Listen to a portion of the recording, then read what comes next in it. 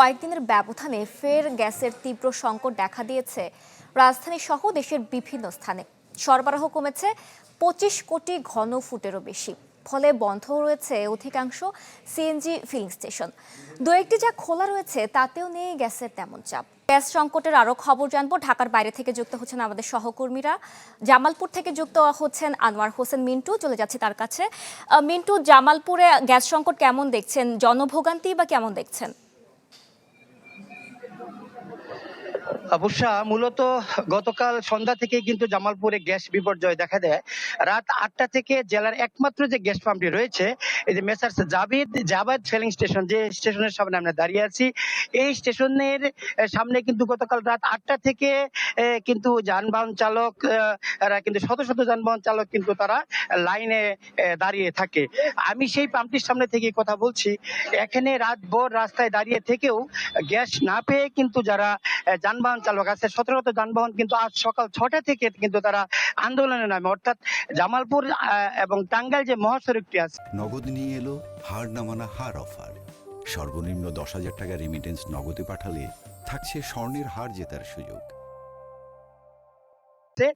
সেই মহাসড়ক কিন্তু তারা অবরুদ্ধ করে রাখে এবং ব্যারিকেড দিয়ে বন্ধ করে দেয় গ্যাসের দাবিতে।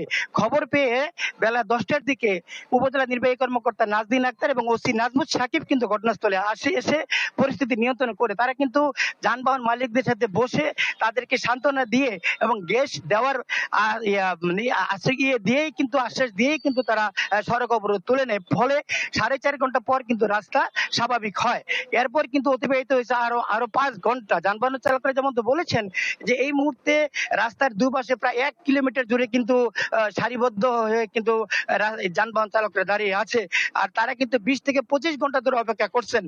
তারা বলছেন যে গ্যাস না নিয়ে কিন্তু তারা কোনো দিক যাবেন না। এমনকি তারা অল্প কিছু গ্যাসের জন্য কিন্তু তাদের গন্তব্য তো দূরের কথা, তারা কিন্তু কোনো এলাকায় যেতে পারছে না। প্রয়োজনে তারা কিন্তু আবারও সড়ক অবরোধ করবেন, এমনটি কিন্তু জানিয়েছেন ফিলিং যানবাহন চালকরা। আর ফিলিংস আর জামালপুরের যে ম্যানেজার আছে, এই যে তিতাস গ্যাসের ম্যানেজার দুর্জয় খুশকি বলেছেন যে জাতীয় গ্রিড থেকে গ্যাস সাপ্লাই না পাওয়ার কারণে কিন্তু জামালপুরে গ্যাস সরবরাহ দেওয়া যাচ্ছে না। বুশরা। মিন্টু, আপনাকে ধন্যবাদ। চলে যাব নোয়াখালীতে আছেন আমাদের সহকর্মী হাসিব আল আমিন। হাসিব, শুনছিলাম জামালপুরে গ্যাস সংকটের পরিস্থিতি, নোয়াখালীর কি চিত্র দেখতে পাচ্ছেন? বুশরা, নোয়াখালীর চিত্রটা অনেকটা এমনই। গতকাল থেকে আজ অব্দি গ্যাস নেই। গ্যাস না থাকার কারণে সিএনজি স্টেশন গুলাতে লম্বা লাইন। আর এছাড়াও যে ঘরে যে গ্যাস লাইন রয়েছে সেখানেও যদি গ্যাস না থাকার কারণে চুলায় আগুন জ্বলেনি। নোয়াখালীর যেই আমরা অনেকগুলো আবাসিক এলাকায় এবং বিভিন্ন ঘরে ঘুরে দেখেছি, গ্যাস পাম্পে ঘুরে দেখেছি, আমরা সবখানে দেখেছি গ্যাস না থাকার কারণে মূলত গাড়ি চলছে না, সড়কে গাড়ির অভাব, মানুষজন রাস্তায় অপেক্ষা করছে গাড়ির জন্য। এবং এই সিএনজি চালিত গাড়ি সংখ্যা কম হওয়ার কারণে কিন্তু অতিরিক্ত টাকাও গুনতে হচ্ছে ভাড়ার। এবং এটা নিয়ে দর কষাকষি হচ্ছে। হোটেলগুলোতে খাবারের দাম অতিরিক্ত বিক্রি করা হচ্ছে। বলা হচ্ছে যে যেহেতু গ্যাস নেই, হোটেলগুলোয় তাদের একমাত্র ভরসা, যার ফলে এই হোটেলগুলো থেকে খাবার কিনে নিয়ে যেতে হচ্ছে। ফ্রিজে খাবার থাকলেও সেটা যে রান্না করে কোনোভাবে গরম করে কিংবা খাবে সেই সুযোগও কিন্তু এখন এখানে দেখা যাচ্ছে না।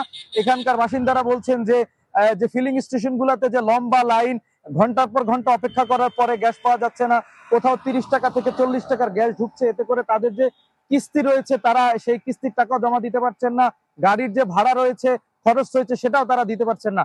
এতে করে তারা ঋণগ্রস্ত হয়ে পড়ছেন। এখানকার বাসিন্দাদের কথা হচ্ছে যে নোয়াখালীতে অনেকগুলা গ্যাস কূপ রয়েছে এবং সেগুলো জাতীয় গ্রিডে যুক্ত হচ্ছে, কিন্তু নোয়াখালীর বাসিন্দারা যখন বিভিন্ন দুর্যোগের সময় গ্যাস সংকটের ভিতরে ভোগেন, তারা বলছেন যে এই নোয়াখালীর গ্যাস যেন জাতীয় গ্রিডে যুক্ত হওয়ার পাশাপাশি নোয়াখালীতেও যেন দেওয়া হয় এবং একই সাথে নোয়াখালীতে যে গ্যাস সংকট রয়েছে সেটি যেন দূর করা হয়। সিএনজি চালক যারা রয়েছেন তারা বলছেন যে যদি গ্যাস সংকট দূর করা না হয় তাহলে তারা সড়ক অবরোধ থেকে আরো বিভিন্ন ধরনের কর্মসূচি নিতে পারেন বলে তারা এমনটাই বলছেন।